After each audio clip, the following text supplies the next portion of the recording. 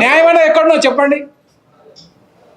నువ్వు చాంబర్ది అందరిది, నీ స్వార్థం కోసం నేనే కూర్చుంటా, నేనే వెళ్తా, అది అన్యాయం. పైలా ప్రకారం ఏ రూల్ ఉందో ఆ రూల్ ప్రకారం పెద్ద పెద్దలు అశోక్ కుమార్ గారు వీళ్ళందరూ మాట్లాడారు కదా, అదే ప్రకారం నడవని. నువ్వు గెలువు మళ్ళా. నమస్తే మిత్రులందరికీ, నేను ఎక్కువ మాట్లాడలేదు.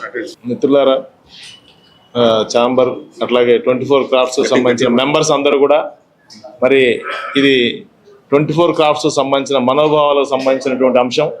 ఎలక్షన్ అనేది కేవలం ఏదో 1-2 ట్రేడ్ బాడీస్ కాదు, అందరికి సంబంధించిన అంశం కాబట్టి వాళ్ళకి జరగాల్సినటువంటి మంచి చెడుల గురించి డిసైడ్ చేసేటువంటి బాడీ కాబట్టి దీనికి ఎలక్షన్ ద్వారానే వాళ్ళకి రైట్స్ వస్తాయి. అలాగే జరగాల్సినటువంటి అన్ని కూడా కాలక్రమేణా షెడ్యూల్ ఉంటుంది. సో 2 years అయిపోయినాక మళ్ళీ మీరు ఎలక్షన్కి రండి, చక్కగా గెలవండి, మంచి పనులు చేయండి. రాబోయే కాలంలో మేమందరం కూడా ఆ విధంగా సపోర్ట్ చేస్తాం.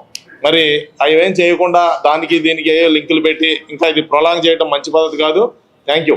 నమస్కారం. ఈరోజు